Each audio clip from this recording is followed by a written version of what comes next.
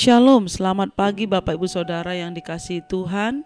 Salam sejahtera buat saudara semua dimanapun berada.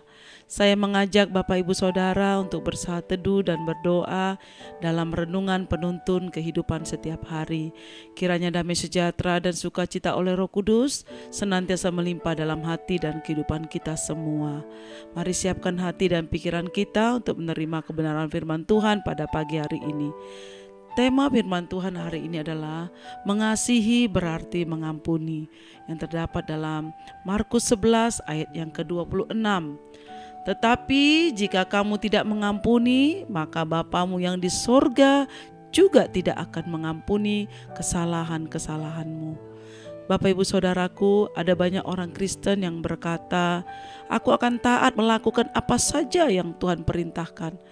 Tapi mohon Tuhan mentoleransi yang satu ini saja, yaitu aku tidak bisa mengampuni si A, si B, atau yang lainnya. Dia sudah membuat hidupku menderita seperti ini. Jangankan mengampuni, melihat mukanya saja aku tidak mau. Benarkah sikap yang demikian, saudara? Saudaraku, tidak ada ketaatan setengah-setengah dalam Tuhan. Tuhan pun tidak bisa kita sogok dengan seabrek aktivitas rohani, supaya ia memberi kelonggaran kepada kita untuk tidak mengampuni seseorang. Yang Tuhan kehendaki adalah segeralah berdamai dan bereskan itu terlebih dahulu.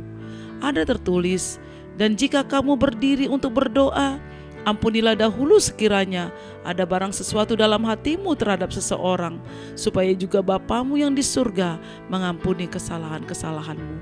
Markus 11 ayat yang ke-25. Saudaraku, jika kita mengaku bahwa kita ini mengasihi Tuhan dan menyebut diri sendiri orang Kristen yang taat, maka kita akan melakukan apapun yang menjadi kehendak Tuhan. Yohanes 14 ayat ke-15 berkata, jikalau kamu mengasihi aku, kamu akan menuruti segala perintahku.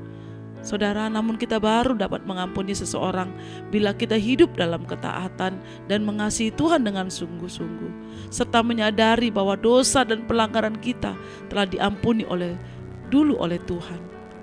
Jadi jika kita disakiti dan dilukai orang, janganlah menyimpan sakit hati dan dendam di dalam hati. Ampunilah mereka.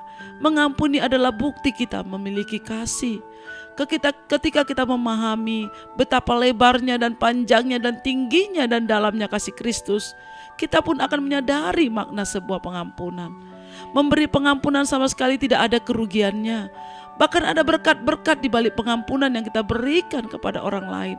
Jawaban doa dan respon Tuhan terhadap doa kita sangat berkaitan dengan pengampunan kita kepada orang lain. Saudara, bagaimana mungkin Tuhan memperhatikan doa-doa kita bila di dalam hati kita masih ada kebencian, sakit hati, dendam? Saudara, dengan mengampuni, hubungan kita dengan orang lain tidak akan ada ganjalan, serta ada damai sejahtera di hati. Kebencian, dendam, sakit hati adalah strategi iblis untuk menghancurkan hidup kita. Masihkah kita tidak mau mengampuni orang lain? Amin. Mari kita berdoa. Bapa di surga, terima kasih buat kebenaran firman Tuhan pagi ini bagi kami. Tuhan, ajar kami untuk dapat mengampuni setiap orang yang bersalah dan kepada kami, dan kami juga dapat mengampuni orang yang bersalah kepada kami. Terima kasih Tuhan Yesus buat pagi hari ini. Biar hati kami penuh damai sukacitamu sepanjang hari ini. Di dalam nama Tuhan Yesus kami berdoa dan mengucap syukur. Haleluya. Amin. Kiranya berkat yang sempurna dari Allah Bapa, kasih karunia dari Yesus Kristus, dan persekutuan yang indah dengan Roh Kudus menyertai kita semua dari sekarang ini sampai selama-lamanya.